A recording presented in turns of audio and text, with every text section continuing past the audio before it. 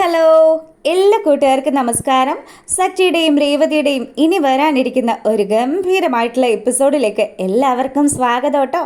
അങ്ങനെ നമ്മുടെ രേവതി ആണെങ്കിലും സച്ചി വരുമല്ലോ, അപ്പം സച്ചിക്ക് നല്ല വിശപ്പായിരിക്കും. അതിന് മുന്നേ തന്നെ എല്ലാ അടുക്കള പണിയും തീർക്കണം. അങ്ങനെ പുള്ളിക്കാരി നല്ല ധൃതിയിട്ട് പാചകമൊക്കെ ചെയ്തുകൊണ്ടിരിക്കുകയാണ്. അപ്പോഴത്തേക്കിനും പുള്ളിയുടെ ഫോൺ അടിച്ചു കഴിഞ്ഞാണെങ്കിലോ ഫോൺ എടുത്ത് നോക്കുമ്പോഴത്തേക്കിനും നമ്മുടെ രേവതിയുടെ കൂടെ പൂവൊക്കെ കെട്ടാൻ സഹായിക്കുന്ന ചേച്ചിയാണ് വിളിച്ചിരിക്കുന്നത്. ആ ചേച്ചി പറയ്, എന്തുണ്ട് വിശേഷമൊന്നും ചോദിച്ചിട്ട് അവളാണെങ്കിൽ ആ ചേച്ചിയോട് സംസാരിക്കുമ്പോഴത്തേക്കിനും മോളെ രേവതി, നീ തിരക്കിലാണോ? ആ ചേച്ചി, ഞാനേ കറിയൊക്കെ ഉണ്ടാക്കുമായിരുന്നു. പറയ്, ഇപ്പം കഴിയുമെന്ന് പറഞ്ഞിട്ട് അവളാണെങ്കിൽ ആ ഒരു ഗ്യാസ് അങ്ങ് ഓഫ് ചെയ്തു. അതിനുശേഷം ആ പുള്ളിക്കാരുടെ അടുത്ത് സംസാരിക്കുമ്പോൾ മോളെ ഞങ്ങളിവിടെ താഴെ നിൽക്കുന്നുണ്ട്, നീ ഒന്ന് ഈ റോട്ടിലേക്ക് വരാമോ എന്ന് ചോദിക്കുമ്പം വരാമല്ലോ ചേച്ചി എന്നും പറഞ്ഞ് രേവതി വലിയ സന്തോഷത്തിൽ ആ ചേച്ചിമാരുടെ അടുത്തേക്ക് വരികയാണ്. അങ്ങനെ എന്താ ചേച്ചി, നിങ്ങൾ 3 പേരും കൂടെ ഇന്ന് എവിടെയാണ് അപ്പോൾ പരിപാടി എന്ന് ചോദിച്ചിട്ട് അവളിങ്ങനെ വിശേഷങ്ങളൊക്കെ തിരക്കുമ്പോഴത്തേക്കിനും ഞങ്ങൾക്ക് ഒരു വലിയ ഓർഡർ കിട്ടിയിട്ടുണ്ട്, നിനക്കിന്ന് വരാൻ പറ്റുമോ രേവു?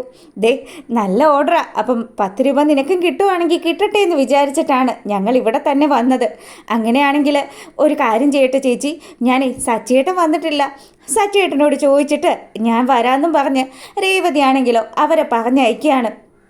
അങ്ങനെ സച്ചി വിളിക്കും. സച്ചി ഇപ്പോൾ വരുമെന്നൊക്കെ വിചാരിച്ചിരിക്കുന്ന രേവതിയെ സച്ചി ഇങ്ങോട്ട് വിളിക്കുകയാണ്.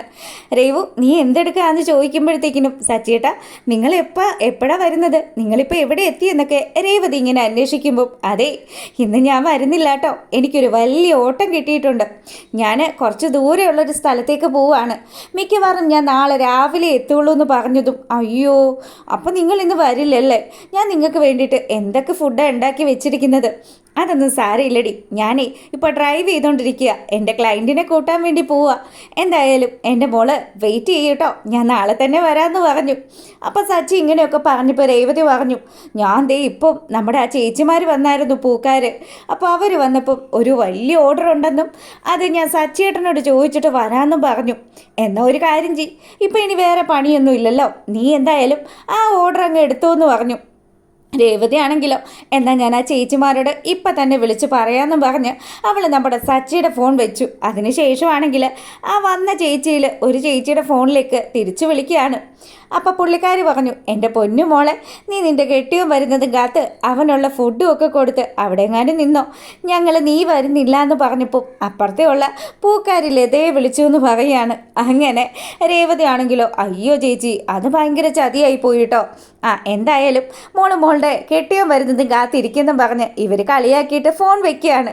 രേവതി ആണെങ്കിലോ ഇനിയിപ്പോൾ എന്ത് ചെയ്യും, സച്ചിയേട്ടനും ഇല്ല, ഒരു രസവും ഇല്ല എന്നൊക്കെ പറഞ്ഞ് പുള്ളി അവിടെ ഇങ്ങനെ നിൽക്കുമ്പോഴത്തേക്കിനും നമ്മുടെ വർഷയാണെങ്കിൽ ശ്രീകാന്തിനെ വിളിക്കുകയാണ്. എടാ ശ്രീ, ഇന്നെങ്കിലും നീ ഒന്ന് നേരത്തെ വരുമോ, ദേ എനിക്കിന്ന് ഡിന്നർ പുറത്തുനിന്ന് കഴിക്കണമെന്നൊക്കെ പറഞ്ഞ് നമ്മുടെ വർഷ വാശി പിടിക്കുകയാണ്. അപ്പം ശ്രീകാന്ത് പറഞ്ഞു, മോളെ ഇന്ന് ഒരു രക്ഷയില്ലടി, ഇന്ന് 3 ബുക്കിംഗ് ആണ് വന്നിരിക്കുന്നത്. എന്തായാലും ഞാൻ ഇവിടെ നിന്ന് ഇറങ്ങുമ്പോഴത്തേക്കിനും എന്തൊക്കെ വന്നാലും ഒരു 12-12:30 ആവും. അപ്പോഴത്തേക്കിനും ഇനി എങ്ങനെയാണ് നമുക്ക് പുറത്ത് പോയി കഴിക്കാൻ പറ്റുന്നത്? നീ ഒരു കാര്യം ചേച്ചി എന്തെങ്കിലുമൊക്കെ ഉണ്ടാക്കിയിട്ടുണ്ടാവും, ആ ഫുഡൊക്കെ കഴിച്ചിട്ട് നല്ല സുന്ദരി കുട്ടിയായിട്ട് പോയി കിടന്ന് ഉറങ്ങിക്കോളാൻ പറയാണ്. എടാ ദുഷ്ട, നീ എല്ലാ ദിവസവും എന്നെ ഇതൊക്കെ പറഞ്ഞല്ലേ പറ്റിക്കുന്നത്.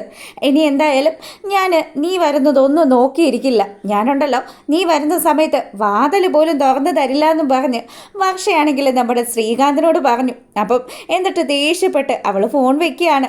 ശ്രീകാന്ത് ആണെങ്കിലോ വർഷ പറഞ്ഞതുപോലെ ചെയ്യുന്ന കൂട്ടത്തിലാണ്. എന്തായാലും ഇന്ന് ഞാൻ ചെല്ലുമ്പോഴത്തേക്കിനും അവൾ വാതിൽ തുറന്നില്ലെങ്കിൽ പുറത്ത് കിടക്കേണ്ടി വരും, അതുകൊണ്ട് ഏട്ടത്തിയെ വിളിച്ചൊന്ന് പറഞ്ഞേക്കാമെന്ന് വിചാരിച്ചു. അങ്ങനെ നമ്മുടെ രേവതി ആണെങ്കിൽ ഇതാ ചപ്പാത്തിയൊക്കെ ചുട്ടുകൊണ്ട് അടുക്കളയിൽ നിൽക്കുകയാണ്. അങ്ങോട്ടേക്ക് നമ്മുടെ വർഷ വന്നിട്ട് പറഞ്ഞു, അതെ ഇന്ന് ഞാനിവിടെ തനിച്ചേ ഉള്ളൂ, എന്താ രേവതി നീ ഉണ്ടാക്കുന്നതെന്ന് ചോദിക്കുമ്പം ദേ ചപ്പാത്തിയുണ്ട്, പിന്നെ ഉള്ളത് ഭൂരിയാണ് എന്നൊക്കെ പറഞ്ഞു. ഏതാ വേണ്ടതെന്ന് വെച്ചാൽ നിൻ്റെ ഇഷ്ടത്തിന് ഞാൻ തരാമെന്നും പറഞ്ഞു. എന്നാൽ ഒരു കാര്യം ചെയ്യാം, ഞാനൊന്ന് പോയി ഫ്രഷ് ആയിട്ട് ഇപ്പം വരാമെന്നും പറഞ്ഞ് വർഷ റൂമിലേക്ക് പോവുകയാണ്. ഈ സമയത്ത് നമ്മുടെ ശ്രീകാന്ത് വിളിച്ചു, ഏട്ടത്തി ഞാൻ വിളിച്ചതേ ഒരു കാര്യം പറയാനാ. എന്താ ശ്രീ, നീ എന്താ പറയുക, ഏട്ടത്തി തിരക്കിലാണോ എന്ന് ചോദിക്കുമ്പം ഞാൻ തേടാ ചപ്പാത്തി ഇട്ടുകൊണ്ടിരിക്കുകയാണ്. അല്ല എന്താ മോനെ വിളിച്ചതെന്ന് ചോദിക്കുമ്പം അതെ ഞാൻ ഇന്ന് വരാൻ ലേറ്റ് ആകും ഏട്ടത്തി, ഞാൻ ആ വർഷയോട് പറഞ്ഞിട്ട് അവൾ എന്നോട് ദേഷ്യപ്പെട്ടു, അവൾ വഴക്കടിച്ചിട്ട് ഇന്ന് വാതിൽ പോലും തുറന്നു തരില്ല എന്ന് പറഞ്ഞു. അപ്പോൾ ഏട്ടത്തി ഞാൻ വന്ന് വിളിക്കുന്ന സമയത്ത് ഏട്ടത്തി ആ ഡോറൊന്ന് തുറന്നു തരുമോ എന്ന് ചോദിക്കുക. അതിനെന്താടാ, നീ വന്നിട്ട് നീ എന്നെ വിളിച്ചാൽ മതി, ഞാൻ വാതിൽ തുറക്കാമെന്ന് പറഞ്ഞു. അങ്ങനെ നമ്മുടെ വർഷത ഫ്രഷ് ആയിട്ട് തിരികെ വരികയാണ്. അപ്പോൾ ഈ സമയത്ത് വർഷയുടെ അടുത്ത് നമ്മുടെ രേവതി പറഞ്ഞു, അല്ല ശ്രീകാന്തിനെ വിളിച്ചിട്ട് എന്താ രണ്ടുപേരും കൂടെ ഉടക്കിയോന്ന് ചോദിക്കുകയാണ്. അതെ ചേച്ചി ഒന്നും പറയണ്ട, അവന് എപ്പോഴും ഞാൻ എപ്പോൾ പുറത്ത് പോകണമെന്ന് പറഞ്ഞാലും അവൻ അപ്പോൾ എന്തെങ്കിലുമൊക്കെ ആയിട്ട് ഒരു തിരക്കുണ്ടാവും. എന്തായാലും ഇന്നിപ്പം അവൻ അവിടെ പുറത്ത് കിടക്കട്ടെ എന്ന് ഞാനും അങ്ങ് വിചാരിച്ചു. അല്ല സച്ചേട്ടൻ വന്നോന്ന് ചോദിക്കുമ്പോഴത്തേക്കിനും ഇല്ലെന്നേ, നീ തനിച്ചായതുപോലെ തന്നെ ഇത് ഞാനും തനിച്ചാണെന്ന് പറഞ്ഞു. അങ്ങനെയാണെങ്കിൽ നമുക്കൊരു കാര്യം ചെയ്താലോ, ഇന്ന് നമുക്ക് 2 പേർക്കും കൂടി ഒരുമിച്ച് കിടന്നാലോ? ഇന്നത്തെ രാത്രി നമുക്ക് സിനിമയൊക്കെ കണ്ടിട്ട് അതും നല്ല രസമായിരിക്കും. അപ്പോൾ വർഷം ഇങ്ങനെ പറയുമ്പോഴത്തേക്കിനും നമ്മുടെ രേവതിക്ക് വലിയ സന്തോഷമൊക്കെ ആയിട്ടോ. സിനിമയാണോ എന്നാൽ ഓക്കെ, ഞാൻ ഓക്കെ ആണെന്നും പറഞ്ഞ് വർഷയും അതുപോലെ തന്നെ രേവതിയും ഒക്കെ കൂടി ഡിന്നറൊക്കെ കഴിക്കുകയാണ്. പിന്നീടാണെങ്കിലോ നമ്മുടെ വർഷയാണെങ്കിൽ ലാപ്പ് എടുത്തു. അപ്പോൾ അതിനകത്ത് ഒരു ഹൊറർ മൂവി എടുത്തിട്ട് അതങ്ങ് പ്ലേ ചെയ്യുകയാണ്. ഈ സമയത്താണെങ്കിൽ രേവതി പറഞ്ഞു, എൻ്റെ പൊന്നു മോളെ ചതിക്കരുത്, എനിക്ക് ഇതൊക്കെ പേടിയാണ്, ഞാൻ ഇങ്ങനത്തെ പ്രേതപ്പടമൊന്നും കാണാറില്ല എന്നൊക്കെ പറഞ്ഞിട്ട് അവൾ കണ്ണൊക്കെ ഇങ്ങനെ ഇറക്കി കിടക്കുകയാണ്. അപ്പോൾ വർഷ പറയാണ്, എൻ്റെ പൊന്നു രേവു നീ എന്ത് ഇങ്ങനെയൊക്കെ കുഞ്ഞു പിള്ളേരെ പോലെ, ഇതൊക്കെ ഉണ്ടല്ലോ ഇതൊക്കെ ഒരു തരം എഫക്റ്റുകളൊക്കെയാണ്, സൗണ്ട് വഴിയൊക്കെയാണ് നമ്മളെ ശരിക്കും ഇവർ ഭീതിപ്പെടുത്തുന്നത്. ദേ നോക്ക് ഇപ്പം തന്നെ പ്രേതം വരുമെന്നൊക്കെ പറഞ്ഞതും രേവതി ആണെങ്കിൽ ഒറ്റ കാറൽ കാറി. അപ്പം ഈ കാറൽ കേട്ടുകൊണ്ട് നമ്മുടെ ചന്ദ്രമതി വരികയാണ്. ചന്ദ്ര വന്നതും, എന്താ രേവതി ഞങ്ങൾക്കാർക്കും ഇവിടെ കിടന്ന് ഉറങ്ങണ്ടേ?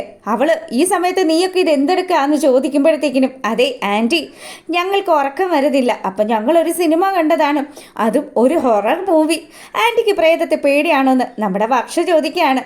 അപ്പോൾ ഉടനെ തന്നെ ചന്ദ്രമതി പറഞ്ഞു, പ്രേതത്തിനെയൊന്നും എനിക്ക് പേടിയില്ല, ഞാനൊക്കെ ഞങ്ങളുടെ അവിടുത്തെ അമ്പലത്തിൽ അതും രാത്രിയിൽ ഉത്സവമൊക്കെ കാണാൻ പോയാൽ തനിച്ചാണ് വരുന്നത്. ആ സമയത്ത് പോലും ഒരു പ്രേതവും ഭൂതവും ഒന്നും എന്നെ പിടിക്കാൻ വന്നിട്ടില്ല. പ്രേതത്തിനെയൊക്കെ ഞാൻ ചവിട്ടി ഇടിച്ച് പഞ്ചറാക്കി കളയുമെന്നൊക്കെ പറഞ്ഞ് നമ്മുടെ ചന്ദ്രമതി ഇങ്ങനെ ചന്ദ്രഹാസം മുഴക്കുകയാണ്. അപ്പോഴത്തേക്കിനും ഇതൊക്കെ കേട്ടിട്ട് രേവതി പറഞ്ഞു, എനിക്ക് ഭയങ്കര പേടിയാണ് വർഷേ, നീ ആ സിനിമ അങ്ങ് നിർത്തി വെച്ചേക്കെന്ന് പറഞ്ഞു. ഹേയ് ഇത് കണ്ടില്ലേ നമ്മുടെ ആൻറ്റി ഇത്രയും സ്ട്രോങ് ആയിട്ട് നിൽക്കുന്നത്, ആൻറ്റിക്ക് പ്രേതത്തിനെ ഒന്നും പേടിയില്ല എന്നും പറഞ്ഞിട്ട് പോയത് കണ്ടില്ലേ എന്നൊക്കെ പറഞ്ഞ് രേവതിയോട് വർഷ ഇങ്ങനെ സംസാരിച്ചു. അപ്പം രേവതി ആണെങ്കിലോ, ഇനി നമുക്ക് സിനിമ കാണണ്ട, നമുക്ക് പോയി കിടന്നാലോ എന്ന് പറഞ്ഞപ്പോഴാണ് വർഷയ്ക്ക് ഒരു ഐഡിയ വന്നത്. വർഷ പറഞ്ഞു, അതെ നമുക്കൊരു കാര്യം ചെയ്താലോ, നമുക്ക് ആൻറ്റി ഒന്ന് പേടിപ്പിച്ചാലോ? എൻ്റെ പൊന്നു മോളെ നീ ഇത് എന്തറിഞ്ഞിട്ട് ഈ കടന്ന് കളിക്കുന്നത്? ദേ ആൻറ്റി അമ്മയുടെ സ്വഭാവം നിനക്കറിയാമല്ലോ, അമ്മ എങ്ങാനും ഇടഞ്ഞു കഴിഞ്ഞാൽ നമ്മളെ രണ്ടിനെ ഇവിടുന്ന് പറപ്പിക്കുമെന്ന് പറഞ്ഞപ്പം പിന്നെ ആ അകത്തോട്ട് പോയ ആൾക്ക് എത്രമാത്രം ധൈര്യം ഉണ്ടെന്ന് ഞാൻ കാണിച്ചു തരാമെന്ന് പറഞ്ഞു. അങ്ങനെ വർഷ അവളുടെ ആ ഒരു ഡബ്ബിങ്ങും കാര്യങ്ങളും ഒക്കെ ചെയ്യുന്നത് കൊണ്ട് തന്നെ അതിൻ്റെ വോയിസ് എഫക്റ്റും സംഭവങ്ങളും ഒക്കെ വെച്ച് ചന്ദ്രമതിയുടെ മുറിയുടെ ഫ്രണ്ടിൽ പോയി നിന്ന് പ്രേതത്തിൻ്റെ സൗണ്ട്, ആ ഒരു അട്ടഹാസവും അതുപോലെ തന്നെ പേടിച്ച് കരയുന്ന സൗണ്ടും ഒക്കെ വെച്ചു. ഇതൊക്കെ കേട്ട് നമ്മുടെ ചന്ദ്രമതി ആണെങ്കിൽ പതുക്കെ എഴുന്നേറ്റു. ഇതെന്താപ്പ ഇത് എൻ്റെ വീടാണ് എന്നൊക്കെ പറഞ്ഞിട്ട് പ്രേതം പറയുന്നത് പോലെ വർഷയാണെങ്കിൽ സൗണ്ടും കൊടുത്തു. അങ്ങനെ നമ്മുടെ ചന്ദ്രമതി പേടിച്ച് വരണ്ടു. അപ്പം ഈ ഒച്ചപ്പാടും ബഹളമൊക്കെ അപ്പുറത്തെ റൂമിൽ കിടക്കുന്ന ശ്രുതിയും കേൾക്കുകയാണ്. അപ്പോൾ സുധിയാണെങ്കിൽ കട്ടിലിൽ കുത്തിയിരുന്നു. ഈശ്വര ഇത്രയും വർഷമില്ലാത്ത ഏത് പ്രേതമാണ് ദൈവമേ ഈ സമയത്ത് വന്നിരിക്കുന്നത്?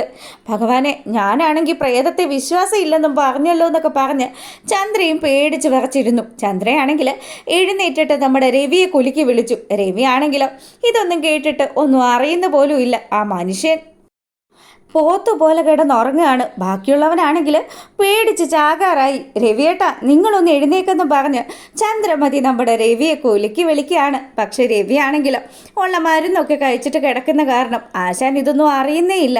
ഇപ്പുറത്താണെങ്കിലോ ശ്രുതിയാണെങ്കിൽ പേടിച്ച് വിറച്ച് നമ്മുടെ ശ്രുതിയെയും തട്ടി വിളിക്കുന്നുണ്ട്.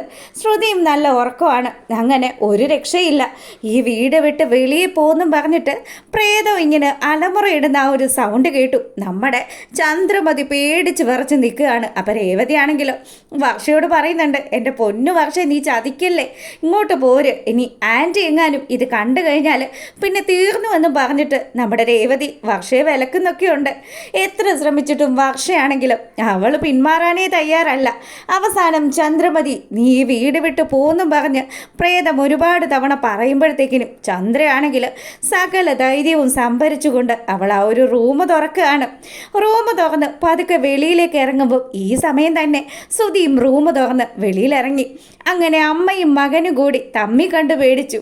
അപ്പം ഈ സമയത്ത് നമ്മുടെ രേവതി വർഷയും കൂട്ടിയിട്ട് ആ ഒരു കിച്ചണിൽ ഫ്രിഡ്ജിൻ്റെ മറയിൽ പോയി ഒളിച്ചു നിൽക്കുമ്പോഴത്തേക്കിനും അവിടെ നിന്നുകൊണ്ടും നമ്മുടെ വർഷത ഡബ് ചെയ്തുകൊണ്ടേ ഇരിക്കുകയാണ്.